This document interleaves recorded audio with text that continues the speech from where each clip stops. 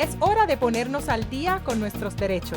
Por la vivienda digna, la recuperación justa y la justicia social, les damos la bienvenida a su programa Tus Derechos al Día.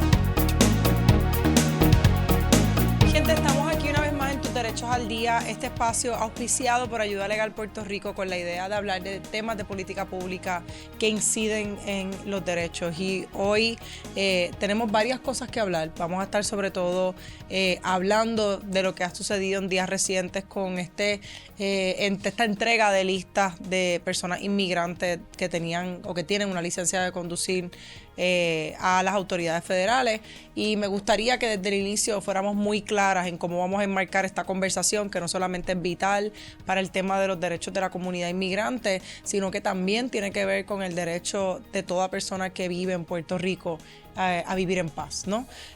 Así que, y enmarcarlo en un asunto de responsabilidad. Nosotras, como abogadas, defensoras de derechos humanos, sabemos que los derechos humanos tienen un principio fundamental que quizás ahora mismo parece que importa muy poco, pero la injusticia o lo terrible o el hecho de que los derechos humanos se violen todo el tiempo no puede servir de excusa para decir que esos principios fundamentales dejan de importar.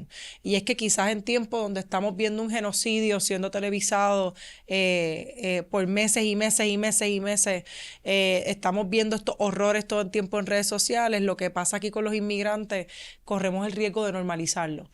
Así que, yendo a ese principio fundamental de los derechos humanos, que dice que la responsabilidad primaria por la protección de los derechos humanos de su población las tiene el gobierno. Y en el caso del gobierno de Puerto Rico, si bien es cierto es que tenemos una relación colonial con los Estados Unidos, no quita la responsabilidad que tiene el gobierno de Puerto Rico de proteger a su población. Y cuando hablo de su población no me refiero nada más a personas ciudadanas estadounidenses en Puerto Rico, entiéndase puertorriqueñas y puertorriqueños, sino de toda persona que vive dentro del confín de lo que es esta isla y las islas municipios.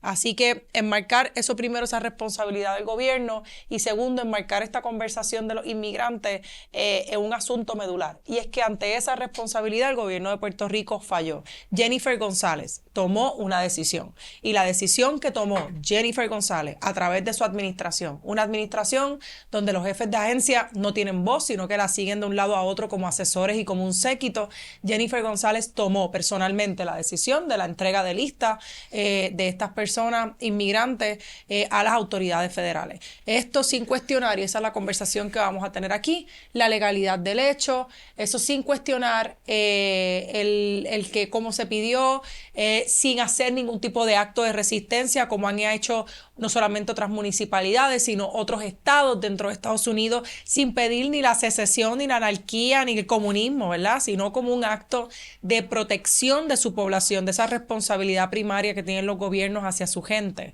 Y sin más, ¿verdad? Se entregaron debajo de la mesa, no se hizo un anuncio de que se iban a entregar las listas. Se entregaron como se lleva entregando a la comunidad dominicana, y tengo que decirlo, desde que iniciaron estas políticas represivas de Trump, donde se le dijo a la comunidad dominicana que esto no iba a ocurrir, donde después sucedió aquello que no sé, que de momento se ha olvidado de las listas de las víctimas y que estaban en custodia del Departamento de Salud, donde se habían dicho que se habían sacado a las personas inmigrantes esas listas y nunca se dijo para dónde iban. Ya sabemos, me imagino, ¿verdad? Podemos concatenar los hechos y especular a dónde se fueron.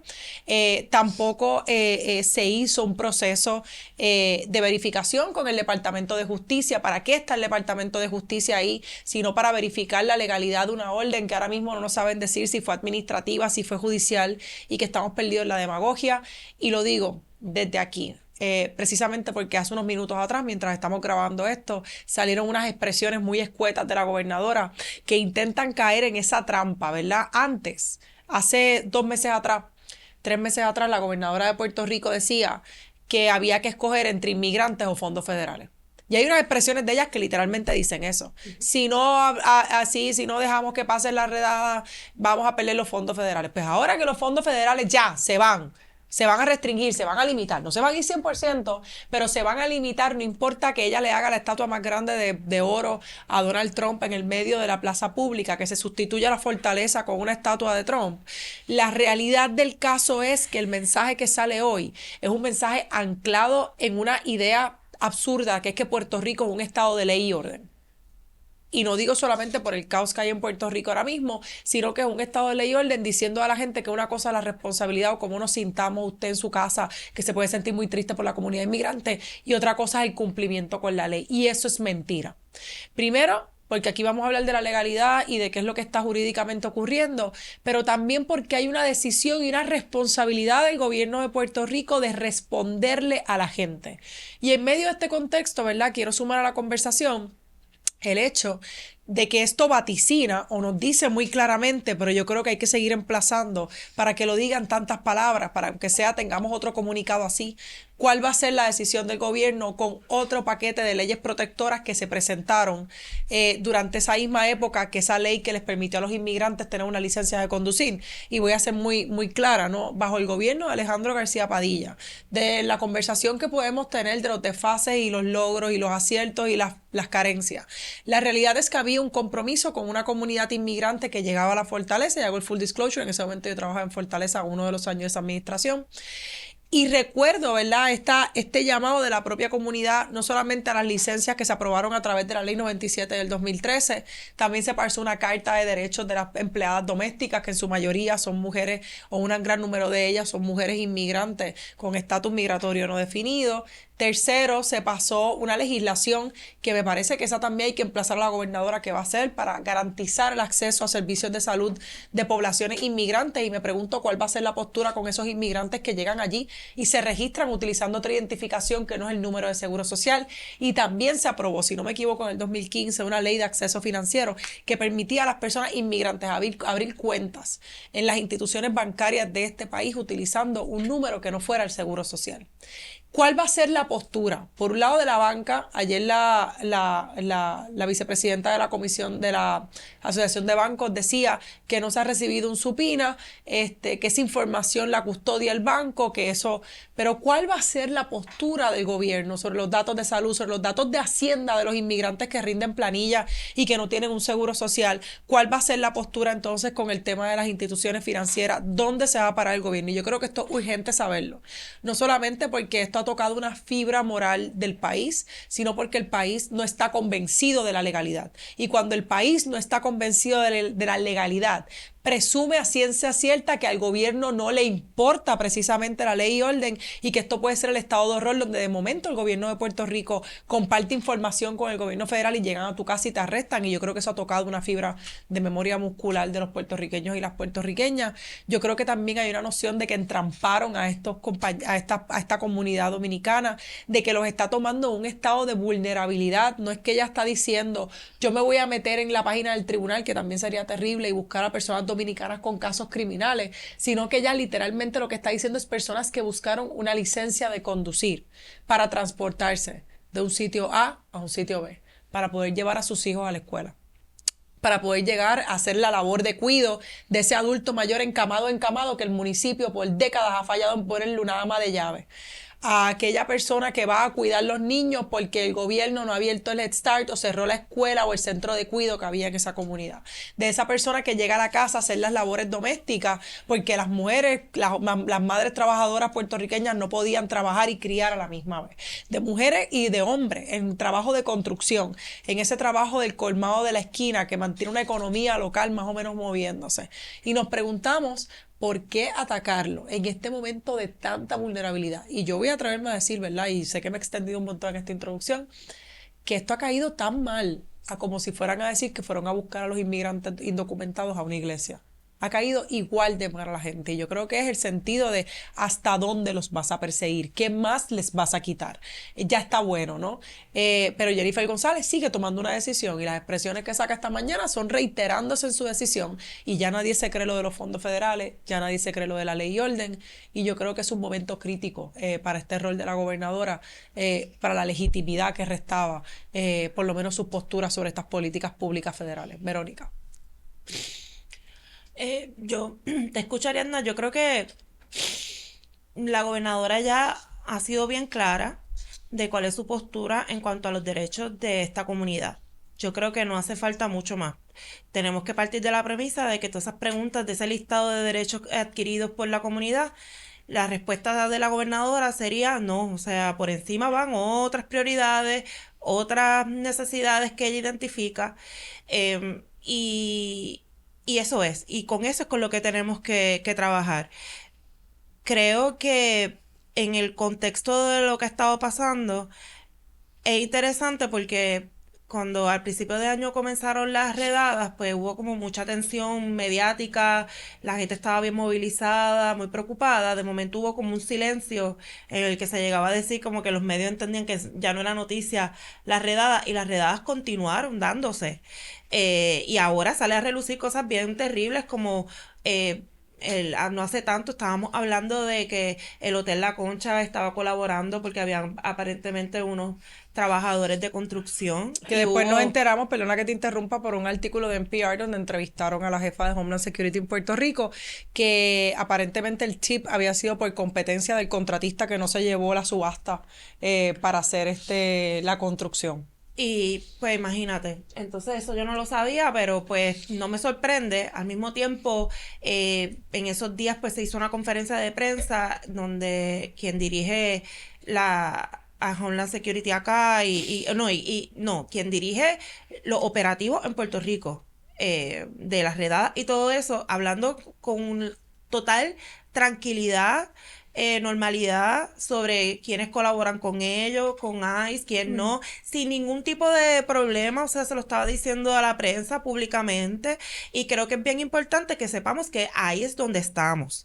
O sea, no estamos en el mismo lugar donde estábamos tal vez en enero, que pensábamos que, por ejemplo, por la comunidad inmigrante, alguna poder ser bastante influyente, tanto que se entiende que fue decisiva en algunas elecciones, ¿verdad? En el municipio de San Juan, sin duda, etcétera. Se pensaba que podían tener algún tipo de peso político que iba a frenar esto. La realidad es que no.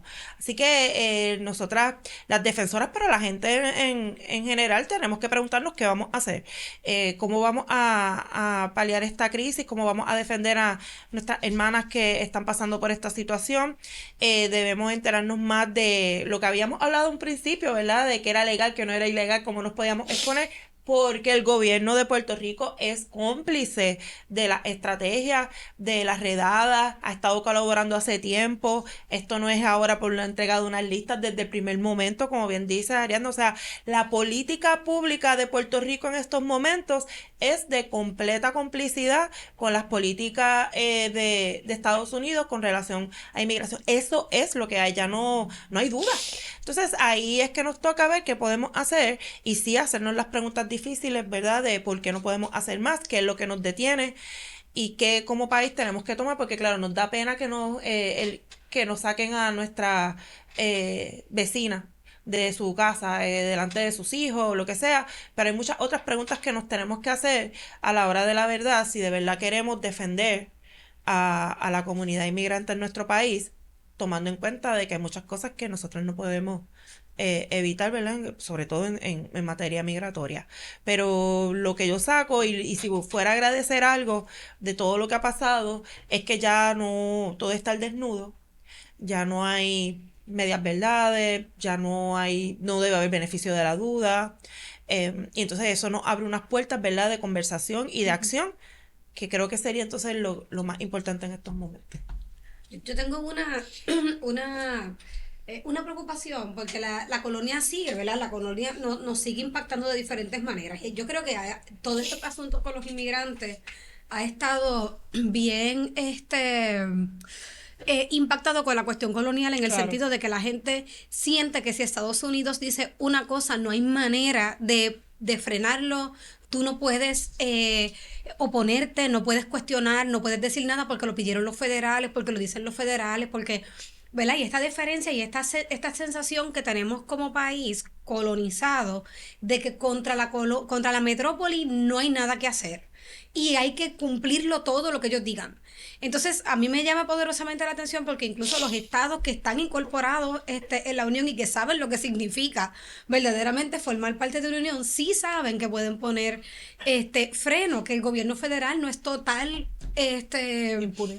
no tiene poder total, que es responsabilidad de los estados hacer frente, cuestionar, Y no necesariamente hay una obligación de sencillamente de forma servil cumplir sin oponerse.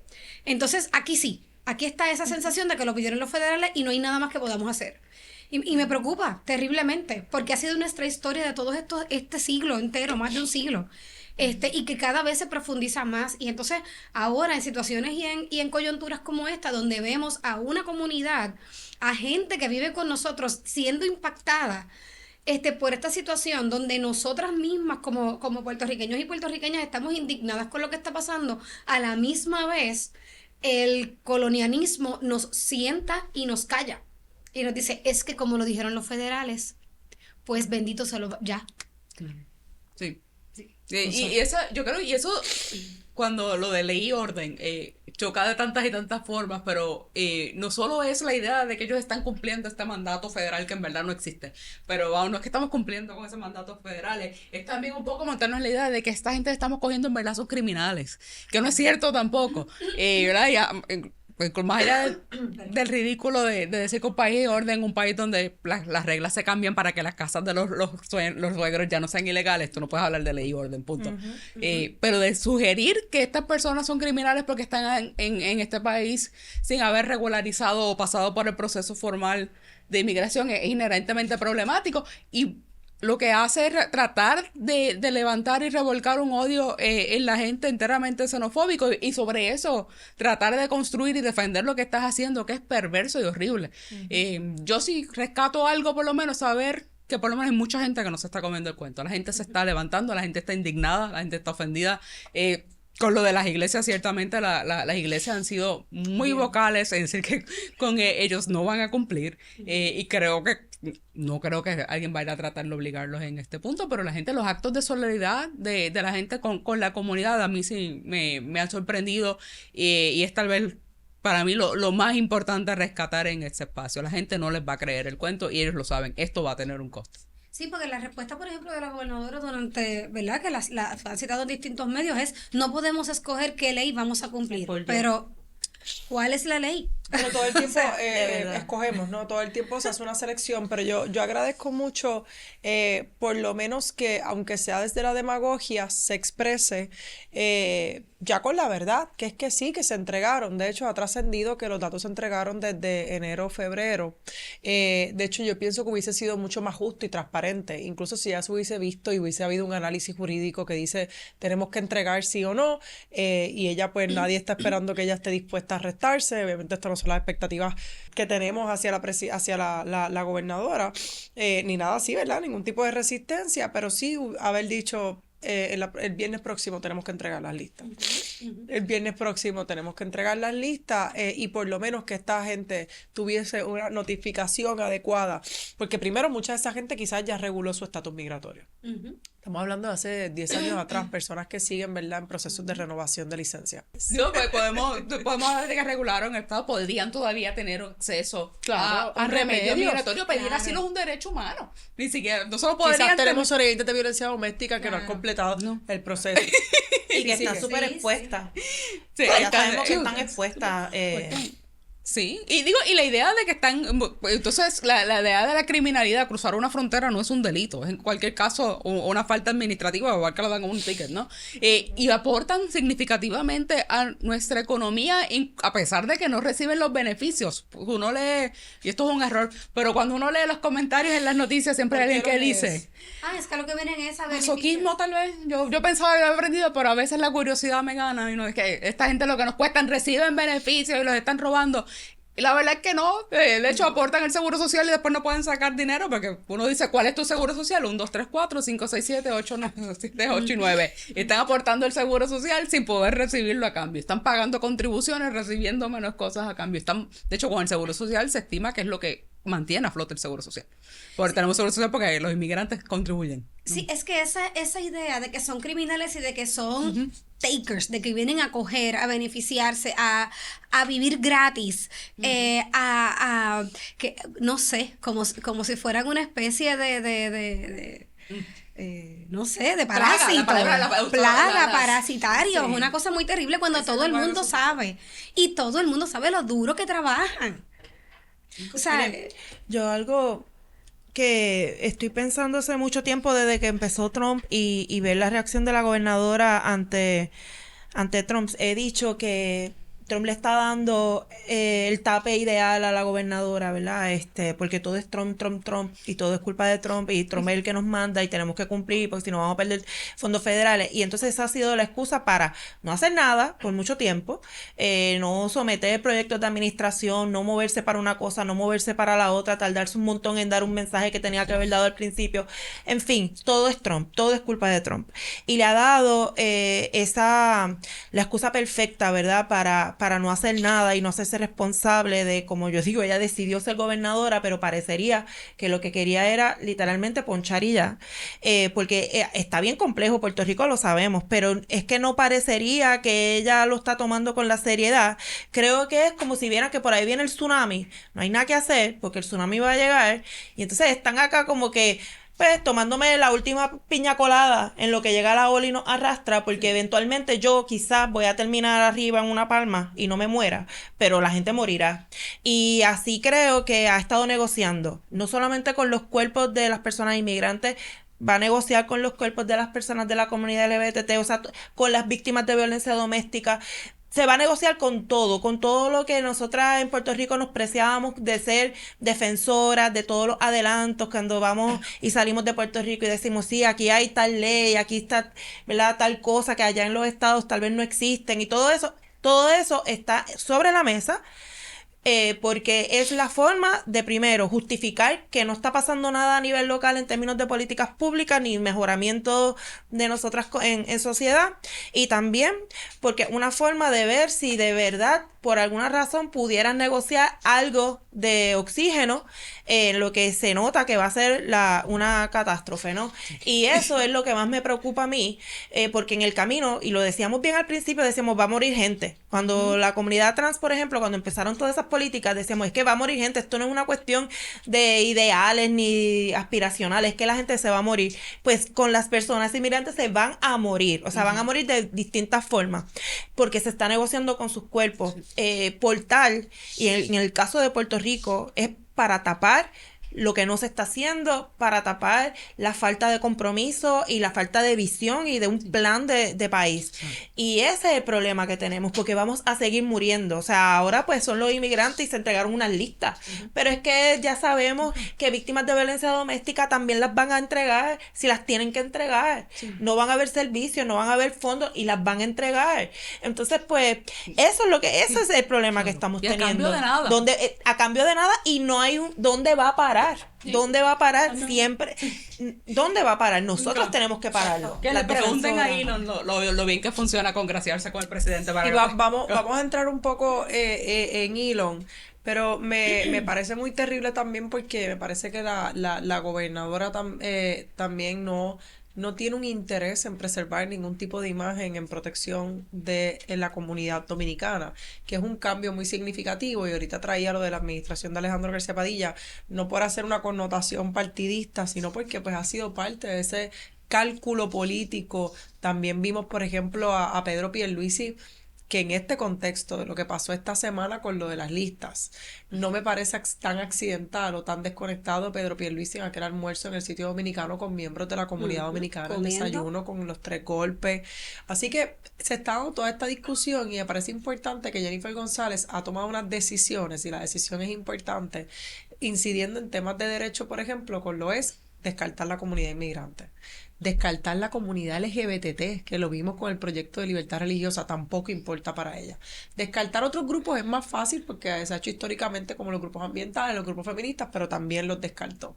Descartó a la policía de Puerto Rico, que yo creo que es un golpe que no se le perdonará, porque si algo tiene Puerto Rico, ahora digo yo, es que esa idea de la ley y orden que impone la policía de Puerto Rico ha sido históricamente importante, y de repente lo que vimos con lo del Rey Charlie, nombrar a Rey Charlie una comisión de seguridad, Rey Charlie ahora sale redimido por el arresto del sheriff de Osceola, y muchas cosas pueden ser ciertas a la misma vez.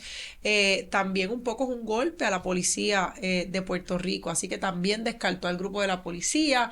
Obviamente hay un problema interno en los nombramientos. Se acaban de nombrar a la se nominó a alguien para el Departamento del Trabajo que tiene 2 querellas, si no me equivoco, de nepotismo porque contrató a su hija y a su hermana. Eso es un problema, pues dirigir el Departamento del Trabajo y caer en nepotismo y que ya se dirimieron las querellas. A lo que voy es que hay un problema. Pero ha decidido, en vez de unirse a mucha gente, descartar y tirar lazos para Estados Unidos al Foro Federal, como si todavía estuviese buscando congraciarse como una congresista buscando acceso en los pasillos a tener reuniones. Y ese no es el trabajo que se espera de una gobernadora. No es tener reuniones, no es que la gente te invite, no es salir en la foto, que es el trabajo que tú podrías entender de una congresista en una habitación colonial con voz pero sin voto, que tiene que tratar de moverse y buscársela. Y aquí está haciendo como eso mismo, de congraciarse, pero no funciona para la administración de un país. Y sí, nada, desde ayuda legal, nosotras seguimos con el componente y los materiales educativos que están en ayudalegalpr.org. Seguimos emplazando al gobierno sobre qué va a hacer con estas otras fuentes de información, pero a la misma vez entendemos que hay una oportunidad o que hay una exigencia de emplazar a la legislatura sobre qué acciones va a tomar, ¿no? Aquí se presentó un proyecto de ley sobre santuarios para personas inmigrantes, y ese proyecto de ley está engavetado. Nadie le ha dado seguimiento. Y yo creo que es importante que eso sea parte de la agenda de prioridad, sobre todo porque le quedan 25 días a la sesión. La Cámara de Representantes solamente ha aprobado 15% de los proyectos, el Senado solamente ha aprobado 22 de los proyectos que ha trabajado también, 22%, y estos no son proyectos que se concatenan, o sea, estoy diciendo en cada cuerpo individual. Y creo que eso es medular. Mientras tanto, el gobierno federal, para el cual estamos tratando de buscar pleitesía, se derrumba. Y se derrumba a través de este divorcio o esta pelea entre Elon Musk y Donald Trump. Hoy va a haber una reunión de emergencia porque va a haber un mediador, donde de momento eso colapsó. Y vamos a dedicarle a esto los 2 minutos ¿Quién quiere los 2 minutos de Elon Musk? ¿Quién es la que más pega hasta el debate de Elon Musk?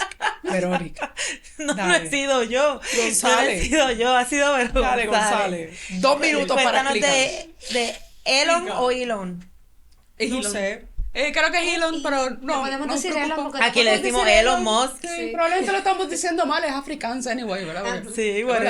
De que él no, técnicamente no es estadounidense, pero es el hombre más rico del mundo y un gran donante del Partido Republicano, y pues gran aliado en esta etapa inicial de la presidencia, hasta el día en que el presidente decidió que parte de su política contributiva iba a ser eliminar los impuestos o los subsidios a los impuestos a los vehículos eléctricos, que es lo que hace Elon Musk. Entre muchas cosas, gran parte de su fortuna se ha hecho en hacer vehículos eléctricos que son carísimos, que la gente los compra porque tengan alguna noción ambiental o porque les dan un descuento en las planillas por haberlo hecho. Y ese día se acabó el amor.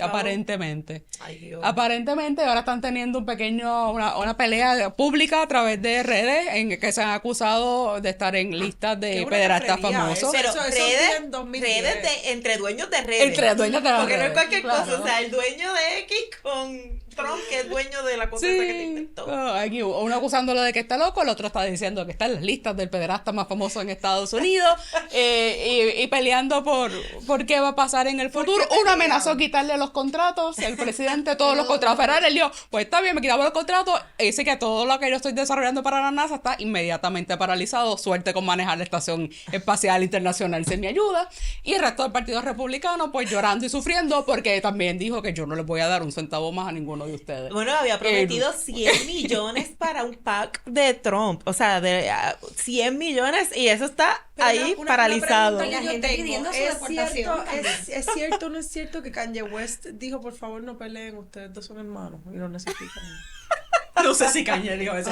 Pero es posible porque Kanye ha dicho cosas peores. Eso es muy posible. Traemos esto porque le veía uno... Perdón, y la pelea realmente, el detonante aparentemente fue que él dijo, tú estás aprobando un presupuesto de que no va a endeuda. aumentar La deuda en 2 millones de billones de dólares, ¿no? 2 billones en buen español. Y él dijo, se supone que tú prometiste que tú no ibas a hacer eso. Esa no es la razón, pero fue el detonante. Y de hecho dice que un país en quiebra es un país que no va a funcionar. ¿Verdad? Quieren Porque- deportarlo ahora también. Ah, sí, esto, pero lo traigo, ¿verdad? Porque veo gente diciendo que si tú te ahorraste el trauma emocional de estar pegado a los medios desde que Trump ganó, no te vas a poder disfrutar este bochinche tanto como quienes hemos estado traumados desde el primer día cuando Elon habló en ese día de inauguración. Aquella vez de X, ¿no se acuerdan? De X que ofendió a, Dios mío, y decimos esto, ¿verdad? Porque parece primero un comic relief, un break, una pausa musical, pero también habla del caos, de la locura, ¿verdad? De la ley y orden que está llamando a seguir y que decide seguir Jennifer González. Y los republicanos están en crisis, ¿verdad? Pensando que no les van a dar dinero. Pero también hay muchos estados que están en crisis porque saben que este es el poder, ¿verdad? Que esta es la gente que tiene, por un lado, Elon se va con las manos llenas de datos confidenciales de todas nosotras. Y por otro lado, pues el maletín con el botón nuclear, pues lo tiene Donald Trump.